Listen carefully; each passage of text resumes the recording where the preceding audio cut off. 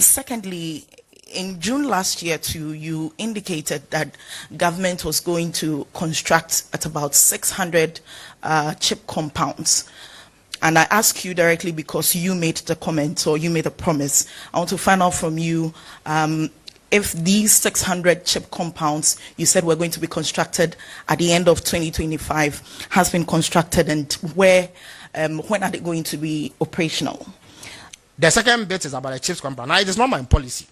I spoke about it, announced it, but it is government policy. What it is that Akosia, this year, and indeed if you followed the budget for 2026 carefully, you find that government intends to begin the implementation of the free primary health care policy, which was a cardinal policy proposal in our health section of our manifesto. It is something that President Ama himself spoke to on many occasions.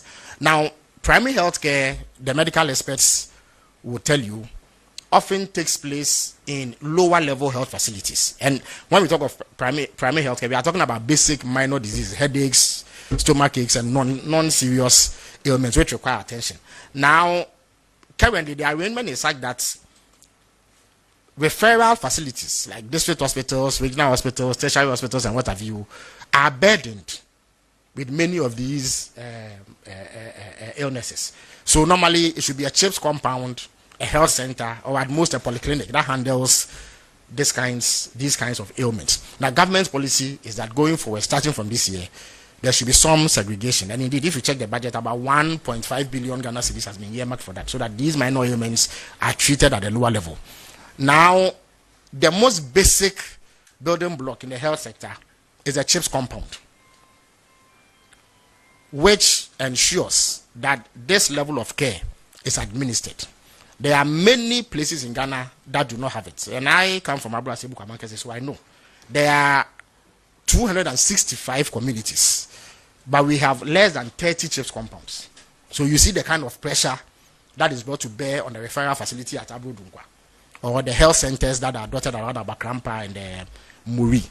So to address this gap, government decided that the District Assembly's Common Fund, the disbursement of it should come with guidelines, because, mind you, the president has also said that up to 80% of all monies accruing to the District Assembly's Common Fund should go to the District Assemblies, which is a departure from the arrangements under the NPP where disbursements were made at the center and left very little for the districts. In order that the disbursement of those funds align with government's overarching objectives like free primary health care and what have you, guidelines were sent. And in those guidelines, every assembly was directed to construct a minimum of 2 CHPS compounds.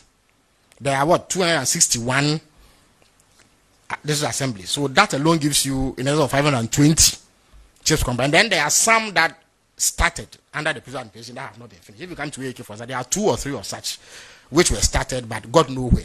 And therefore, they also have to be completed. Now, I can assure you that that project is far advanced.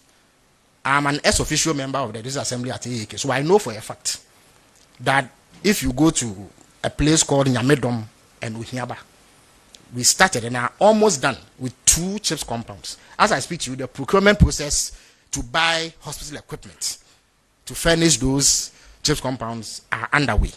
And indeed, we are only a matter of weeks away from commission. I'm sure I'll be doing the commissioning myself. So if you come to AAK, you see that project is very far advanced and only weeks away from commission. And the same can be said for many districts in Ghana. And in fact, as I indicated, the local government minister, under whose auspices this initiative, because he has jurisdiction over district assemblies, will be here sometime next week. He can give you a breakdown. I've been in touch with him and he indicates that they still are collating the specific details and data, and he will give you that. But I can assure you that it is a program that is far advanced, and it will be in fulfillment of government policy of beginning the free primary healthcare initiative this year.